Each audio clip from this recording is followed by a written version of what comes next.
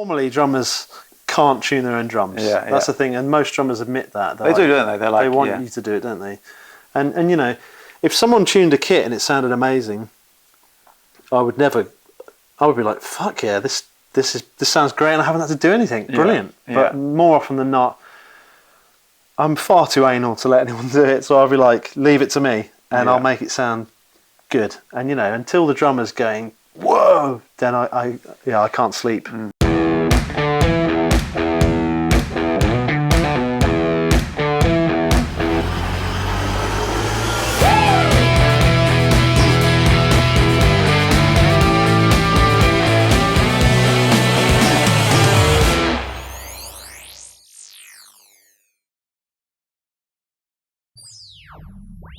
So, you know what's really cool for me is because I've mixed a lot of tracks that you've done, and I know in here, so for me to actually see your setup, and I don't know whether this is quite standard or not, but the first thing I noticed was these.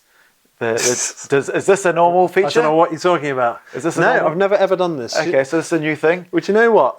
This drummer hits really hard. Okay, and as is always the problem with room mics in recording, is controlling the cymbals, and your temptation is to filter stuff or shelve the top, but then you've got these kind of lifeless rooms. Yeah.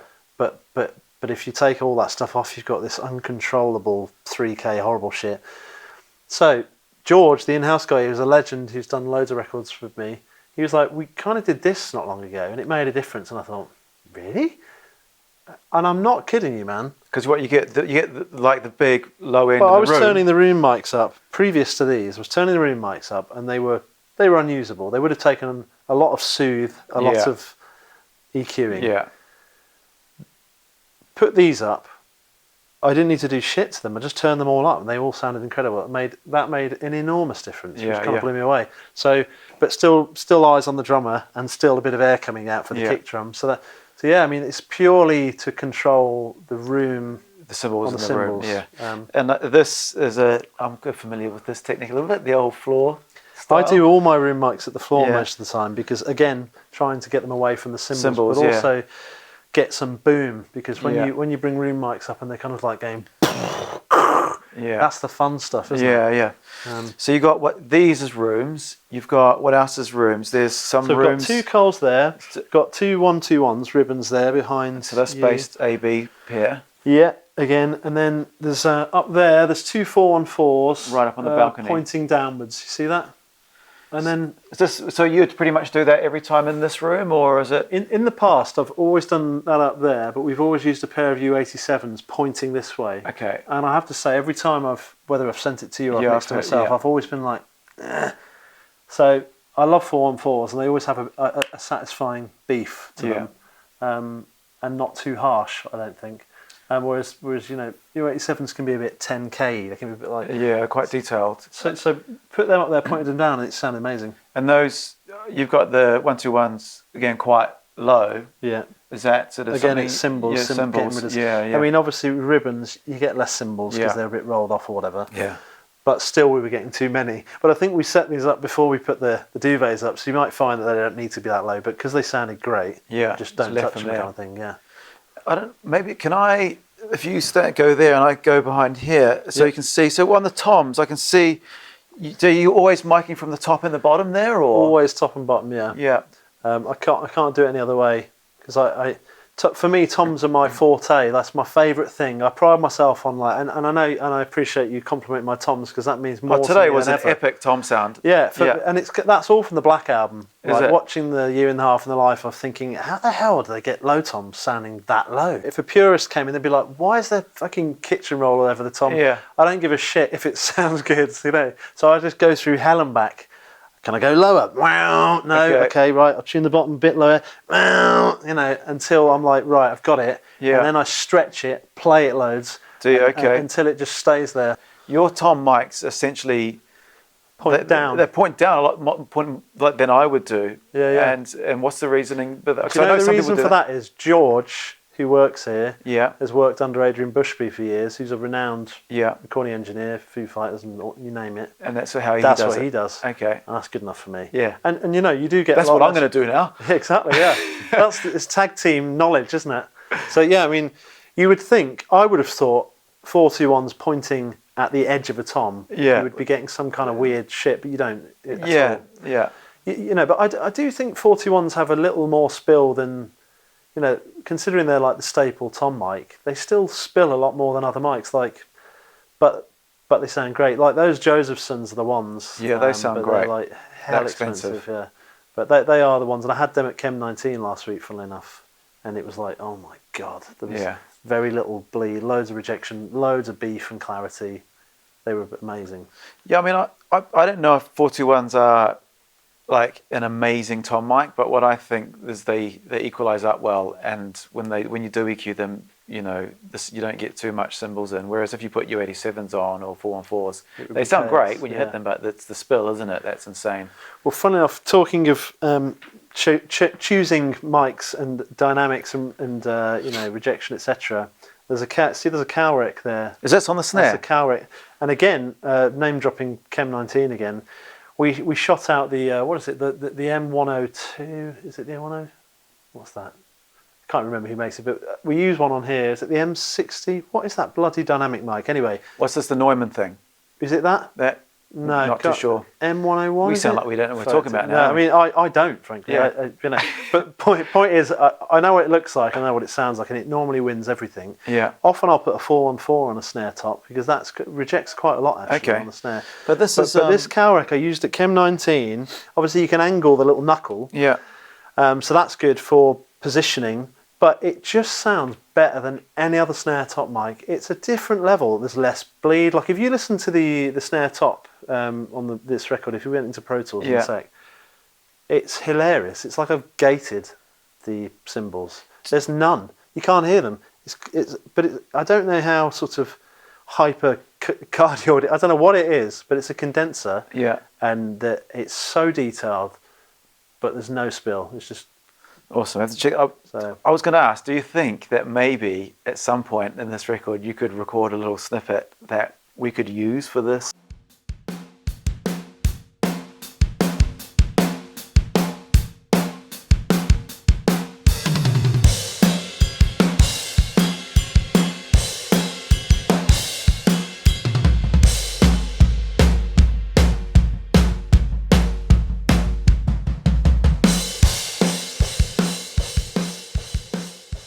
I see you've got this little thing around here. I mean, you guys might want to come around at some point and do some close-ups, but obviously this is to stop the spill from the ride going onto the microphones, which makes a big difference. And then you've got obviously like an ORTF thing, and just you've always given me options for cymbals, which is great. Yeah, it's always got to be hyper in phase. Like that's you know, check everything off the first pair of overheads and check the phase compared to that.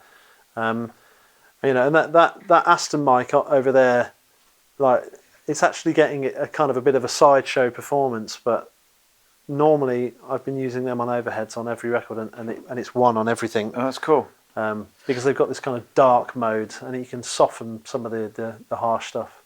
Can I ask? This is really nerdy, but you've got different cymbal felts and stuff. Is that anything? Yes, that K there with the red thing on it. This here. In the last song, which is a fairly fast song, it's like yeah. You know, when a cymbal is getting struck so frequently, it's not got a chance to display its percussive kind of role, if you like. Mm-hmm. In other words, it just becomes a. Whereas, if you've got a drummer doing that, but the cymbal's just going, you don't have anything to glue the beat together. So that plasticky felt. It shortens the decay of the crash, so it goes. That's cool. So it glues the beat together. Usable. Yeah. Not to mention, a drummer plays better when they can feel like well, when it's not going like this all the time as well. It's like in metal back in the day. If a drummer was doing a blast beat, like this, if they were doing it with the right hand on the bell of a cymbal, they'd always play much better than if you asked them to blast on a crash, because suddenly they were just like blasting on air. Essentially. It was. Whereas if it's a bell, it's kind of like this, and it becomes more of an obvious paradiddle, if you like. Yeah. I guess, but yeah. I mean, cool. And then I just saw this. What is this? So snare weights. So you got these? Do you ever use these? I don't, but I've seen them. But I need to get some. They're the best. Right? So basically, they weigh a ton, And you can't put them near a hard drive in your case because they're hyper magnetic and just ruin everything. But you can lesson somehow. Sorry, you've learnt that lesson somehow. No, well, I learnt before I got them, so I've just been really anal since then. But basically, take a snare drum like this Natal snare drum. Oh, cool. Which has got a snare weight on it. You can see. Yeah. Magnetic. And what happens is when the drummer strikes, they essentially it comes off the skin hyper fast, so you get all the weight of the hit, but the decay is dampened, and you can fill them with either various things like that. Oh, I see. It's all magnetic. Yeah. Or you can go for the 70s vibe. Got it backwards. I'm like, 70s ones, and there's all different ones, different sizes. You can do 2. Oh, cool. And they're incredible. Like, and I've had to put my initials on them because people steal them. Well, I'm worried I'll steal other people's more important. So like I've got DW on everything basically. I'm not a narcissist, so that one's not mine, obviously. So there we go. Also, it's scruffier, so I know it's mine. But and for die-cast hoops, there's like a different connector that comes with it, and they're amazing. And obviously, Moon Gel I use all the time on every record. And so you tune all the drums yourself? Are you? Yeah. Yeah. I always do, unless a drummer's like, you'll notice if someone comes in with like fingerless gloves and like spinning a stick, you're like, right, I'm not just going to march in and tune this guy's kit. But see, that would give me alarm bells, you say. Well, red flag. Like a Virgil Donati's walked in the room. But I mean, normally drummers can't tune their own drums. That's the thing, and most drummers admit that. They do, don't they? They want you to do it, don't they? And if someone tuned a kit and it sounded amazing, I would be like, fuck yeah, this sounds great and I haven't had to do anything. Brilliant. But more often than not, I'm far too anal to let anyone do it, so I'll be like, leave it to me and I'll make it sound good. And until the drummer's going, whoa, then I can't sleep, essentially. But when you look at the Black Album, which is my favourite thing on the planet, they took weeks to get a drum sound. So like it's quite an annoying bar to have to meet. Because you're like, when you've got this kind of 10 time, days to do it, you've got like 2 days, max 2 days to get a drum sound. I get Even bored. that's a bit frivolous. I get bored so long to like. Dude, yeah. Yeah. Well, it's not even. I don't know about you, but when you're hitting something really loud right by your head for ages, it's almost like it's similar to when I know you're the same. If you're mixing and you go further and and before you know it, you've been sat there, you haven't had a drink of water for like 6 hours. Yeah. I'm like, my mouth's out, my tongue's out, doing this, and I'll sort of go, I've ruined the mix. I've gone into like a rabbit hole of just minute shit, and I don't even know what I've done anymore. I often do that with tuning drums. I'll be like, and then someone will have to say stop, and drag me out of the room because I'll do it for hours without stopping. You're trying to fix one's higher or lower, and you actually don't know after a while. You lose all perspective, and then you walk in and you're like, oh, hang on, that sounds great. Why didn't I stop for tea? And so drum tuning is like, if anything could send you loopy, it is that, like 100%. But when you get it right, the satisfaction is immense. Where you can just turn it all up. And sometimes, I'm sure stuff I've sent to you, I've gone so far down the rabbit hole that I've probably made it sound really good, but then fucked it up. But by that point, we're running out of time, so I've had to go, we're just going to have to go now. And just what? You got 2 takes? So there's definitely, no, not so much with the takes, but with the telling myself, stop tuning the drums, And I definitely think being methodical and taking regular breaks is something I'm trying to train myself to do, because actually long term the results are better. Definitely when I'm mixing, if I take regular breaks, I finish at 6 p.m. and the mix is really good. If I don't take breaks, I'll be there at 11 p.m. and it sounds like shit and I've written a whole day off. And so it's the same with this kind of stuff, bursts of real clarity and then stopping is like the key for me. That's when I tune drums the best. So that's cool, man. So, just sort of wrapping things up a bit, is there any other cool little things or any little techniques you can share, or any little Dan Wellerizer vibes? Nothing that's probably unique to me. I guess it's all been done before when it comes to recording. One thing that I was mentioning earlier, which is more of a process thing, I was recording a metal band not long ago, and I've done a few of their records, and it's really difficult for the drummer. It's technically demanding, and a lot of the songs, well, they're always written with MIDI, and then this drummer's expected to go in and play it as hard velocity-wise as that. Full velocity all the time. No flamming between kicks and snares, you know. Yeah. And no human can do that without serious practice, which there often isn't time with them. So, so basically, and I'm doing their album, we're doing the same thing. We've just done 2 singles, and I said, like, let's just do the drums last. Let's finish the songs. And then, we get to, you know, because it's metal, you know, clinical kick patterns and stuff that are all dictated by the riffs. Now, you know, if the drummer puts a drum part down and then suddenly the guitarist's like, I really want to change the riffs here, always I'm having to edit the drums to make that work. Or add an extra kick. And if the top and bottom kit have been done separately, it's kind of easy because you can edit the bottom kit easier, but still it's a faff. And then you're into the realms of, why are we recording a drum kit if I'm creating the beat? So we were like, well, why don't we just program it, do all the guitars, fuck around with the drum parts, change it. The drummer can be involved in all of that. So all week the drummer's learning the parts. Meanwhile, his kit's set up with the old skins. We haven't skinned it yet, so you can destroy those skins. And he just played all week, playing the same songs. So then we came to the last day. We'd already got the drum sound. He just walked in, just fucking laid both songs in about 2 hours. And you've already set up all the mics. It was all done. I was like, what the fuck just happened? It was perfect.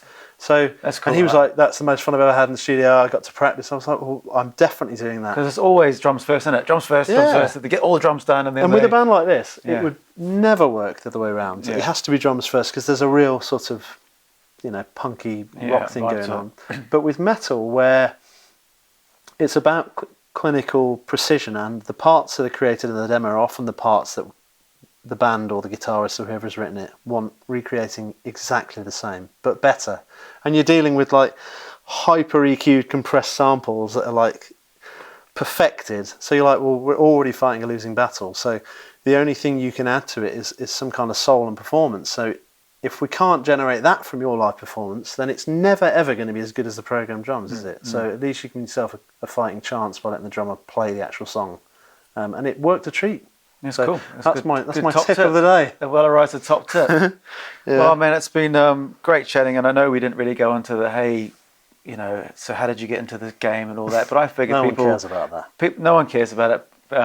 If they want to know about it, they can look you up online anyway, and I've just really enjoyed it. Or just email me, It's been good just chatting, and... you too, bud. You too. Thanks for coming here and sharing an evening. Yeah, thank you. Awesome. Take care, man.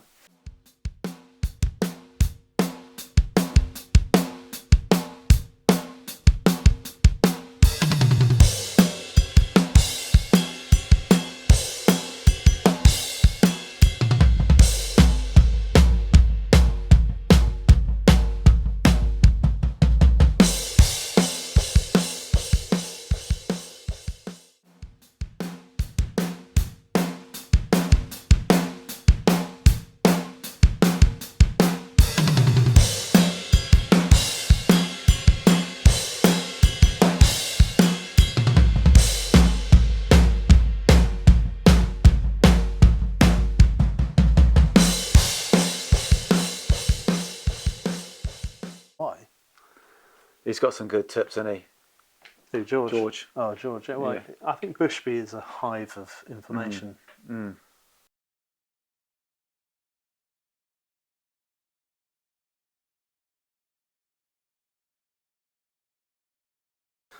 So we're going to go into the room and check out the drums, but in this studio, are you essentially just tracking all the drums into this horrible console here? This SSL, ever heard of these before? Well, mostly, reason being, like everybody, I love SSL EQs, and drums is the area I do the most EQing on the way in. Okay, so you do that all on the way, especially toms. And you know, the key thing, and I think another thing a lot of people don't seem to discuss, or I mean, I don't watch many YouTube tutorials, if I'm honest. That's a good thing. But you know, the biggest challenge when recording drums, especially in a rock band or a metal band, above all, beyond the performance or anything, is managing the bleed and the spill between stuff. Beyond phase and everything, that stuff's all critical, but you know, you can't just go, oh, I'm going to add some 10K to the toms. You have to go, well, wait a sec, that fucking massive crash cymbals right next to that tom. So when I'm getting tom sounds, I always make the drummer hit all the cymbals surrounding the toms, and I EQ accordingly. So I'm always making sure the bleed is manageable. So and constantly angling the mics or putting up foam. Do you move the cymbals or not let them touch? I try not to. I always move chinas because drummers tend to not mind if a china's a few inches higher, and they seem to be the ones that like attack floor tom mics the most. But yeah, I mean, that's definitely the key. But so doing a lot of EQ on the way in, don't really do any compressing on the way in when it comes to that stuff. I do on room mics. Yeah. Are you precious about using other outboard, like, oh, I need to use an E for this, or honestly not. You know, if something's not working but I know it's sounding good, then I'll swap the pre, and often in that case I'll be like, yeah, that's better. Yeah. But I wouldn't be like, well, I must do kicks on a Neve. I'm not like that, because sometimes Neves have sounded shit, sometimes they haven't, and sometimes it's the cymbals have got loads of 3K, and through that Neve sounds horrible, but through the API sounds great. Through the SSL this sounds amazing, doesn't sound good through the SSL.